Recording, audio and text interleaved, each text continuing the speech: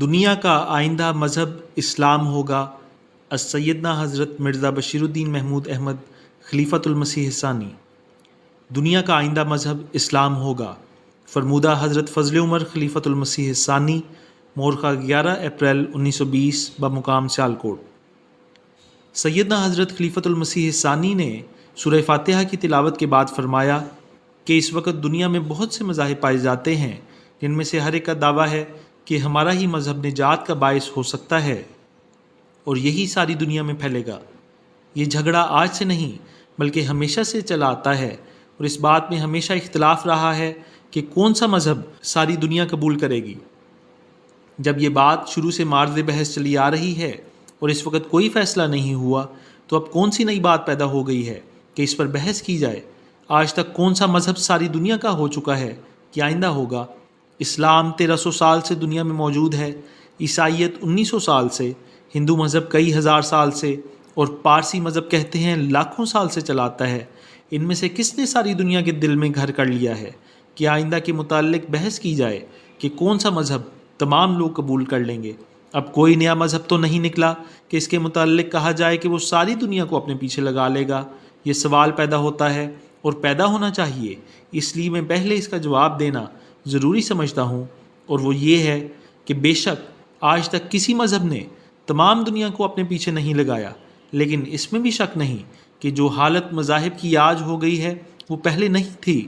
بس کسی نئے مذہب نے نہیں بلکہ زمانے کی حالت نے لوگوں کی توجہ کو ادھر پھیر دیا ہے کہ دنیا کا آئندہ مذہب کیا ہوگا۔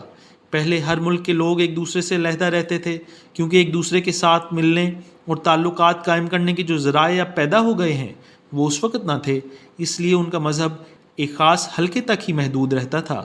لیکن اب چونکہ ریل، ڈاک، تار، جہاز اور دوسرے ایسے ذرائع پیدا ہو گئے ہیں جن کی وجہ سے ساری دنیا کی ایک ملک بلکہ ایک شہر کی حیثیت ہو گئی ہے، اور علوم کی کثرت اور چھاپا خانے کی وجہ سے ہر ایک مذہب کی تعلیم لوگوں کے سامنے آ گئی ہے اور لوگوں میں وسعت حوصلہ پیدا ہو کر ایک دوسرے مذہب کا معائنہ کرنے کا شوق ہو گیا ہے، اس لیے وہ ایک دوسرے کے مذہب پر بہت آسانی اور سہولت سے غور کر سکتے ہیں اور ایک دوسرے کی خوبیاں ان پر واضح ہو سکتی ہیں۔ اس صورت میں یہ معلوم کرنا بہت آسان ہو گیا ہے کہ کون سا مذہب سب سے اعلیٰ اور تمام خوبیوں کا جامع ہے۔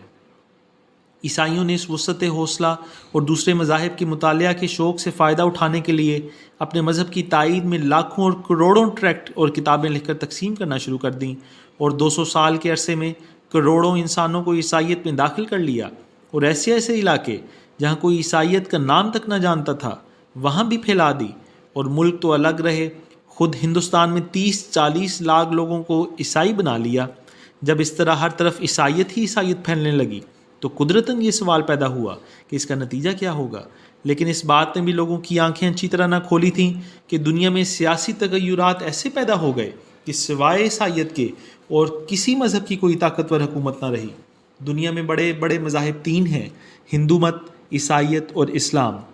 ہندوؤں میں اپنے مذہب کے پھیلانے کے لیے کوئی خاص تحریک نہیں پائی جاتی۔ تھوڑا عرصہ ہوا، ان میں ایک چھوٹا سا فرقہ آریہ نکلا ہے جس میں بہت تھوڑے لوگ ہیں، اور انہوں نے غیر مذاہب میں سے سوائے چند آدمیوں کو داخل کرنے کے کچھ نہیں کیا۔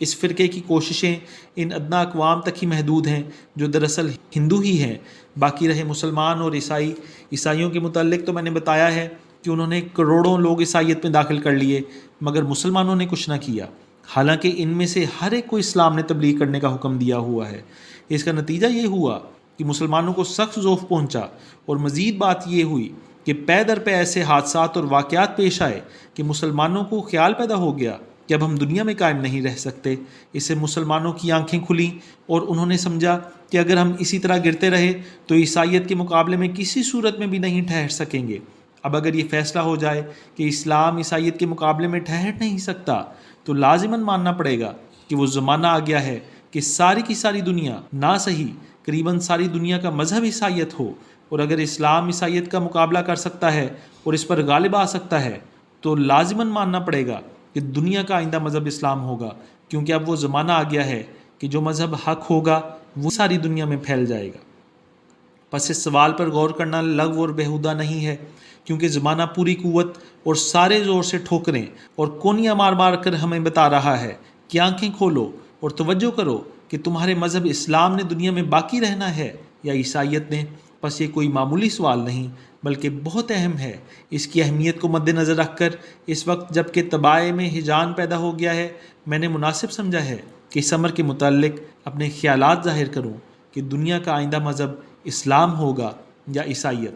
دوسری وجہ اس سوال پر غور کرنے کی یہ ہے کہ چونکہ اس وقت مسلمانوں پر انتہائی درجے کا ادبار آ گیا ہے اور ان کی حالت مایوسی کی آخری حد تک پہنچی جا رہی ہے، اس لیے مایوسی سے بچانے کے لیے کہ تمام ناکامیاں اور نامرادیاں اسی کی وجہ سے ہوتی ہیں، میں نے یہ بتانا ضروری سمجھا ہے کہ اسلام ہی دنیا کا آئندہ مذہب ہوگا اور کوئی طاقت اور کوئی قوت اسے ہرگز نہیں مٹا سکتی۔ اسلام ایک نہایت مضبوط چٹان پر کھڑا ہے، اس لیے ناممکن ہے کہ مٹ سکے۔ وہ پھیلے گا اور ضرور پھیلے گا۔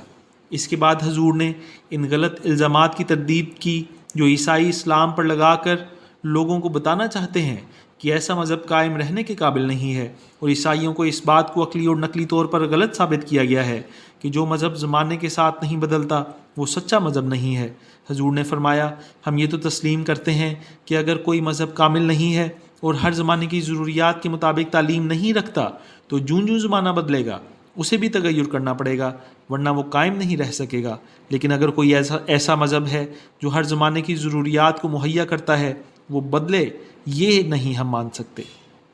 اس کے بعد حضور نے یہ بتایا کہ مسیحیت اور اسلام میں سے کون سا مذہب ہے جو ہر زمانے کے لیے کافی ہے۔ اس کے لیے اسلام اور عیسائیت کی تعلیم کا مقابلہ کر کے دکھایا کہ عیسائیت کی تعلیم زمانے کے سامنے نہیں ٹھہر سکتی اور اسے بدلا جا رہا ہے، لیکن اس کے مقابلے میں اسلام کی تعلیم ایسی ہے کہ اگر زمانہ اس کو چھوڑ کر علیحدہ ہو جائے تو یہ نہیں کہ اس کی تعلیم کو بدلنے کی ضرورت ہے، بلکہ زمانے کو پھرا کر اسی تعلیم کے متحد آنا پڑتا ہے، جیسا کہ مسئلہ طلاق اور تعدد ازدواج کے متعلق ہوا ہے۔ طلاق کے مسئلے پر یورپ بڑے بڑے اعتراض کرتا رہا ہے، لیکن آخرکار اسے جاری کرنا پڑا ہے، اور انگلستان میں بھی اس کے متعلق قانون پاس ہو گیا ہے جس کی بنیادی باتیں انہی اصول کے مطابق بنائی گئی ہیں جو اسلام نے بتائے ہیں اور جو فقہ حنفیہ میں موجود ہیں۔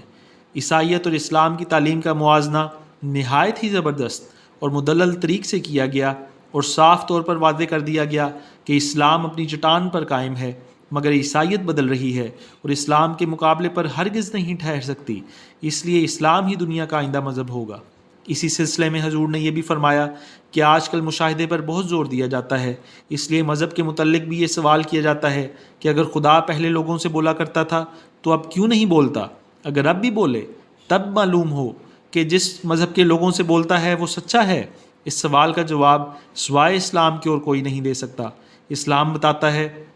کہ خدا جس طرح پہلے بولتا تھا اسی طرح اب بھی بولتا ہے۔ چنانچہ اس زمانے میں حضرت مرزا صاحب جو اسلام کی خدمت کے لیے کھڑے ہوئے تھے ان سے بولا، پس اسلام ہی ایک ایسا مذہب ہے جو ہر ایک کی پیاس بجھا سکتا اور اس کو پیش آنے والی ضروریات کا علاج کر سکتا ہے، اسی لیے یہی دنیا کا آئندہ مذہب ہوگا۔ اس کے بعد حضور نے مسلمانوں کی موجودہ حالت کے متعلق بتایا کہ گو یہ خطرناک ہے، لیکن یہ بھی اسلام کی صداقت ہے، کیونکہ خدا تعالیٰ نے اس کے متعلق پہلے سے بتا دیا ہوا ہے کہ جب مسلمان اسلام کو چھوڑ دیں گے تو ان کی ایسی حالت ہو جائے گی۔ اب چونکہ مسلمانوں نے خدا تعالیٰ، رسول کریم صلی اللہ علیہ وآلہ وسلم اور قرآن کو چھوڑ دیا ہے، اس لیے ان کی یہ حالت ہو گئی ہے، اور ان کے ایسے عقائد ہیں جن سے خدا تعالیٰ اور رسول کریم صلی اللہ علیہ وآلہ وسلم پر سخت حملے ہوتے اور الزام لگتے ہیں۔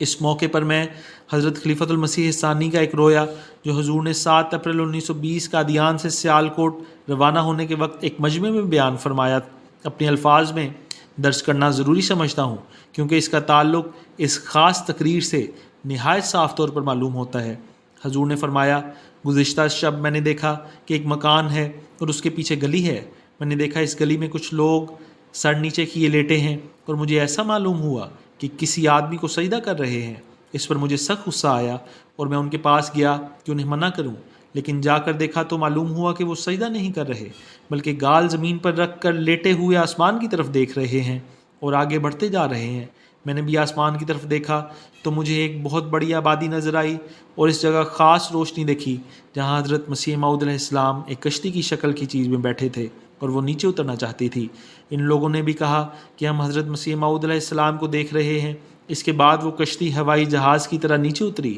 اور میں حضرت صاحب کو تلاش کرنے لگا، لیکن مجھے کہیں نہ ملی۔ آخر میں سخت غمگین ہو کر شاید حضرت صاحب علیہ السلام مجھ سے ناراض ہیں کہ مجھے نہیں ملے، والدہ کے پاس گیا کہ ان کے پاس آئے ہوں گے۔ اس وقت میری آنکھوں سے آنسو نکل رہے تھے۔ میں نے ان سے جا کر پوچھا اور کہا حضرت صاحب علیہ السلام مجھے نہیں ملے، شاید ناراض ہیں۔ تو انہوں نے فرمایا کہ میں باہر تانگے پر سیر کو جا رہی تھی، شریف احمد میرے ساتھ تھا اور عزیز احمد کو بھی میں نے ساتھ لے لیا تھا، لیکن حضرت صاحب کے آنے کا سن کر جلدی واپس آ گئی ہوں، مگر وہ ابھی تک مجھے بھی نہیں ملے۔ اس سے مجھے تسلی ہوئی۔ والدہ نے جب میرے آنسو دیکھے تو فرمایا یہ تو رویا ہے اور رویا کی تعبیر ہوتی ہے۔ یہ سن کر مجھے اطمینان ہو گیا اور میں نے سمجھا کہ یہ رویا ہے، اور حضرت صاحب کے نہ ملنے کی جو وجہ میں نے سمجھی تھی وہ صحیح نہیں ہے۔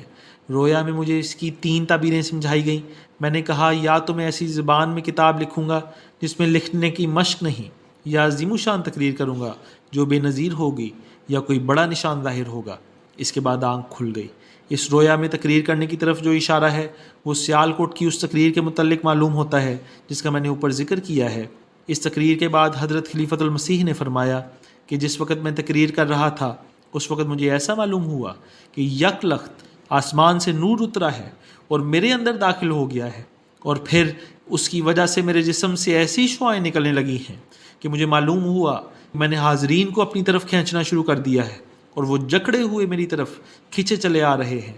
الفضل 9 اپریل 1920۔